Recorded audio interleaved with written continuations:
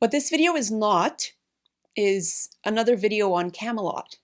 What this video is my top 5 heavy metal album releases of 2020. This year sucked, but these were some of the good things that it brought to us. So without further ado, let's get into it.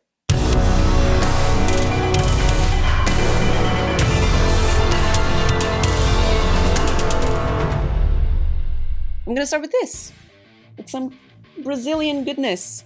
This is Sepultura Quadra.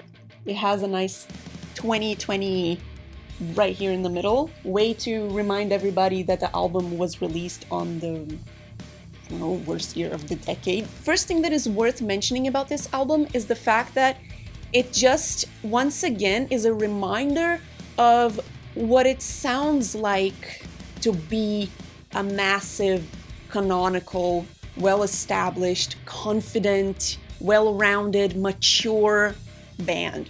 It just sounds so grand without being symphonic. It sounds confident, it's full of itself, and it's good. It's not overdoing anything, kind of revisits different moments that the band has gone through throughout the years. And I think that's very cool. If, say, someone never listened to Sepultura before, if they grab this 2020 release, Quadra, they will have a sense of the breadth of sounds that Sepultura can have. It's very heavy, the way that you would expect Sepultura to be. Incredibly proficient in every detail, from the delivery of each musician to the production.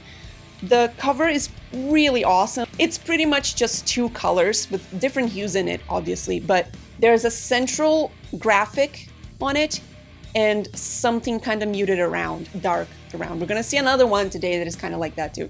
I love it. There's a materiality to it. It's almost like you want to touch it and feel this coin and like the metalness of the coin. There are some elements of Brazilianness in this, which I will always appreciate.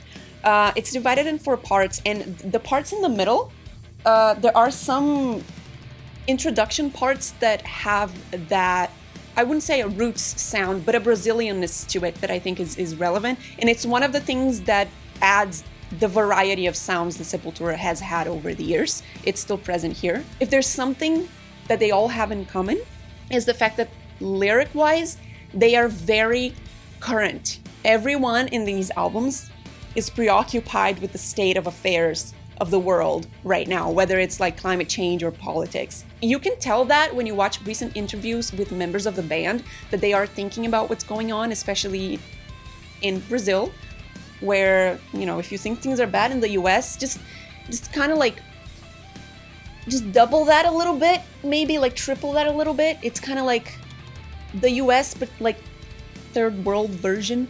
To me, there are 2 tracks in this album that stand out, and they are the last 2 tracks. So it's the 4th part of it.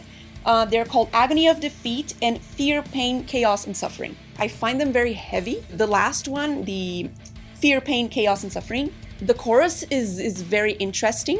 There's some like chanting going on, repeating those words and stuff that is like just very effective in capturing the emotions that those words are supposed to elicit when you listen to them. Those songs are just like, it's like they wanted to end the album with an extra dose of heaviness and indignation and pessimism. This doesn't sound like an album that is looking to the next decade with a whole lot of optimism. It's more like, let's look at this decade or this recent stretch of years and reflect on how fucked up it was. I think that's the vibe of the album, and I think that it ends very much emphasizing that. Next up, well, I said, this wasn't a video about Camelot. It's not, but there's a little bit of a connection there, because what I have here is this.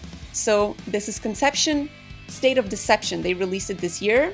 It's fun, it's progressive, as you would expect Conception to be, which brings me to the fact that Conception was not. It just wasn't. For the last, since the 90s, it's been decades since Conception played together or released anything. So this is the return of Conception to the world, to its fans. And that alone is a reason for it to be on this list, honestly.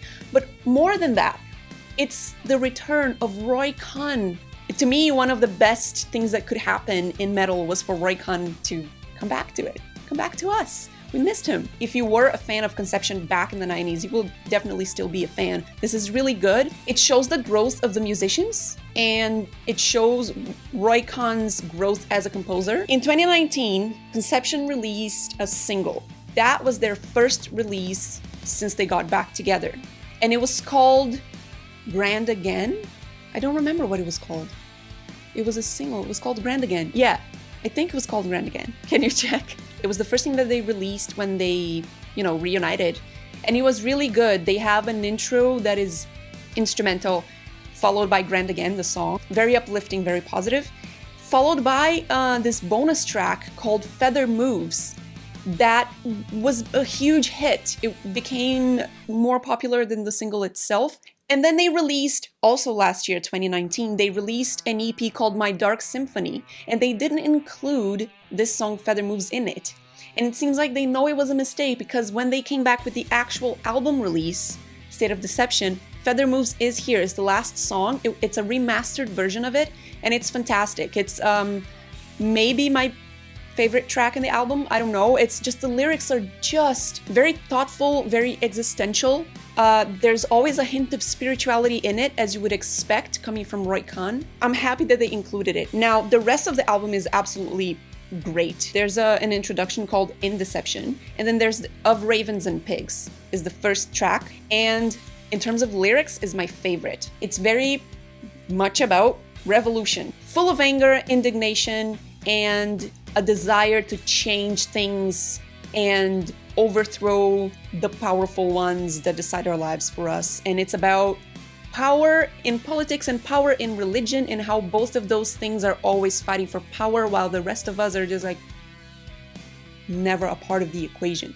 One thing that you see in this album, the fact that over the years, Roy Khan really developed a taste for distorting his voice in production. It's never just his clear voice. There's always a little bit of grain. Another thing that is very noticeable is how the drummer and the bassist are always so in sync.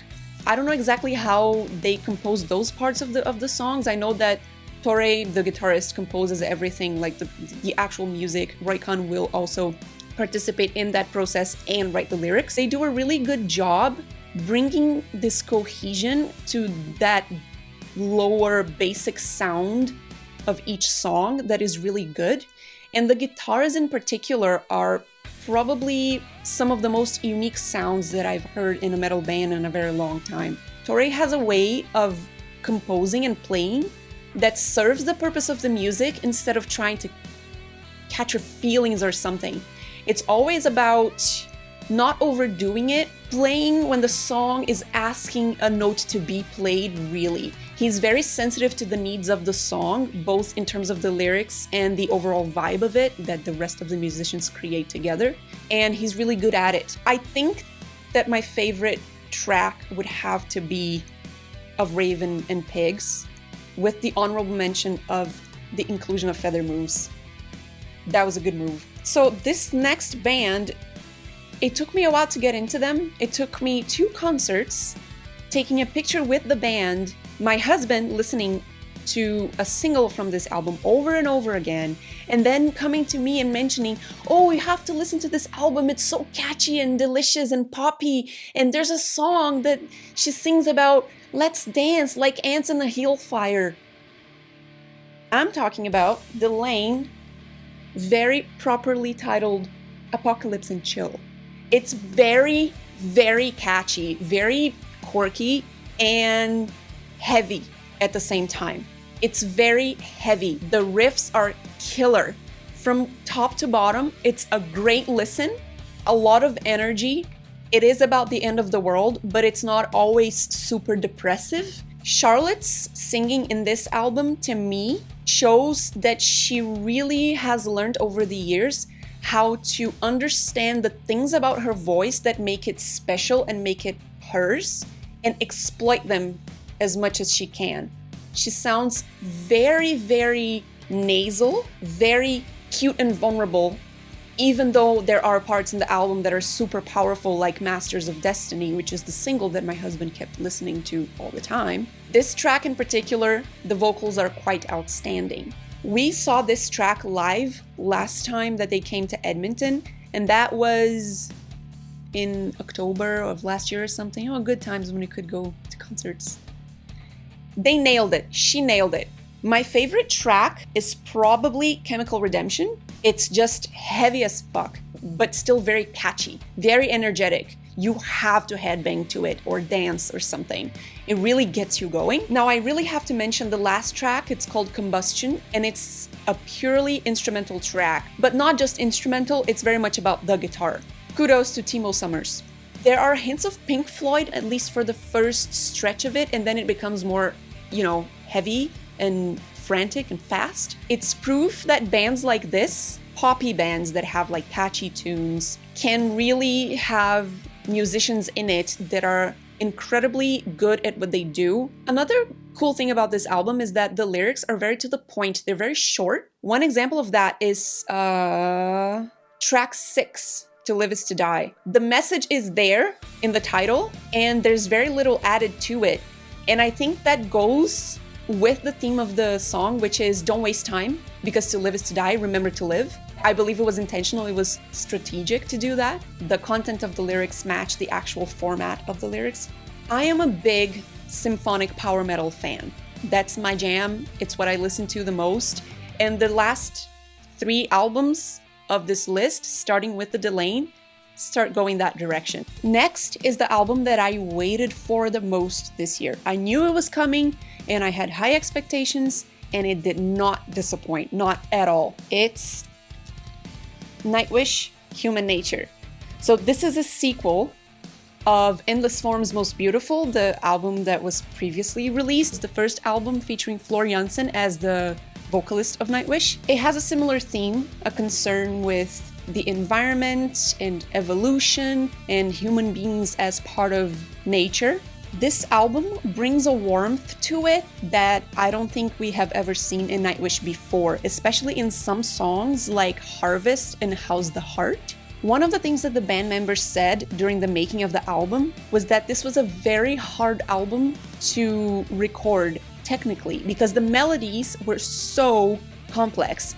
And this is very apparent right from the get-go in the first track called Music, which I believe is my favorite track in the album. The melodies are very up and down all over the place. It's not random like contemporary jazz, but they are very complex and really hard to follow the first times that you listen to the album. And then you get used to it. The vocal melodies in particular are very complex, and Floor talked about this quite a bit before they released the album. The warmth that I mentioned is counterbalanced by some colder moments, and one very good example of that is the transition between track 3, Shoemaker, to track 4, Harvest. At the end of Shoemaker, there's this beautiful operatic part by Floor that is sung in Latin. And this song is about a guy that when he dies, he's cut into pieces, and his pieces are turned into little stars, and the stars are launched into the heavens, into the night sky. So she's singing that with a very, very purely operatic technique that really gives you a sense that you're ascending to the dark, cold night sky, and you feel a little unprotected and exposed, and you feel like you're floating up, and it gives you a very uneasy feeling. And it's very epic and dark, even though it's absolutely beautiful. And because of that, I think the perfect word is sublime. It's beautiful with a touch of danger to it that just makes it perfectly sublime. And her delivery is just incredible. In my opinion, this is the most epic that Nightwish has ever gotten, and that is saying a lot because they are the kings and queens of epicness. But in this little part of this one particular song in this album, they outdid themselves when we thought it wouldn't be possible. And then right after that epic ascension to the stars, they bring you right back to Earth, literally, with a song called Harvest. It's all about, dealing with the grains, taking your food from the earth, The theme of the song is very down to earth, literally, and it's very warm. It makes you feel like you're walking on a field during harvesting times with the sun shining down. Warm tones, kind of like the tones that you see on the cover of the album. And it's sung in contrast to the operatic delivery by Floor in the end of Shoemaker. This one is sung by Troy, and his voice is very soothing, very delicate, very velvety, very warm. It really creates juxtaposition between epicness, cold with warm, down-to-earth vibes. It's worth highlighting the last track of the album called Endlessness. This is the only track that has Marco singing primarily. He's not featured a lot throughout the rest of the album, even though in many songs the three of them sing together, but this is the first track to feature him as the main singer. This song, Endlessness, is supposed to cap the album with a feeling of uncertainty and fear of death, melancholy and agony, and Marco's way of singing really makes you feel uneasy yourself about your inevitable fate, which is you will die, and when you die you will merge with endlessness, with the endlessness of the universe. His singing is very effective in making you feel that uneasiness about death and about you not meaning much in the grand scheme of things. And that's how the album ends, with a very sour note, very thought-provoking, very existential. This is a double album. The first one has no orchestra, just the band. The second one, it's only orchestra, no singing, no guitars, nothing. Just instrumental, just orchestral. Now, I mentioned that there was another album aside from Quadra that featured some similar visual elements, and this is what I meant. It has two colors, variations of hues, obviously, but the outer part is dark. There's a very simple, straightforward geometric shape in the middle, and there's a tactile element to it because in Quadra, you feel like you can almost touch the metal used to make that coin, and here you feel like you can almost touch the texture of this rock. There's a simplicity to both these covers that I really appreciate. Here you can also see that this warmth that I talked about that comes in some tracks is reflected on the color palette as well, because this has definitely taken a turn in terms of warmth when you compare it with previous Nightwish albums. They were always, dark blues, royal blues, purples. This is definitely different. And one of the things that also elicits the idea of coming down to earth is the fact that this is a very stable shape, the upright triangle, and it's a rock. It makes you feel connected to that element of the earth, of the ground. It's very effective in communicating the themes that are present in those songs in the album. I just want to say again, Nightwish, very easy to disappoint because I had high expectations. They are among my top 3 bands of all time, and they delivered. I've been a fan since 2004, and this is probably on my top 3 Nightwish albums of all time, and that's saying a lot. Now, the next one was a surprise to me because I didn't even know that this band existed. This is a band from Canada. It's called Unleash the Archers, and they released in 2020 Abyss. This album is a sequel to Apex, the album they released in 2017, so the story continues from one to the other. I could go on and on about this album. I am just thankful that it exists. I feel like I need to thank Unleash the Archers for releasing this album this year. When I first listened to it, I was just like, what the fuck? This is so good. It's so good. I want to show it to everyone I know. I want to rave about it a lot. I can't contain my excitement. It's so good. It's pure 80s style glam rock, synthwave mixed together with all the best things that power metal has to offer. And that pure power metal, not the symphonic type that developed over the years on top of the, pure power metal. It really ignites you and makes you want to move and scream along with Brittany Slays, the singer. She's absolutely exceptional. Her vocals are very aggressive, big, imposing, without having to go as far as going full-on guttural to be able to achieve that. Her vocals are not very stereotypically female. Her voice is not very delicate. It's full of punch and power and confidence, but it's undeniably a woman who is singing. Their love of fantasy comes through in the story that they're telling, and even, you know, the cover.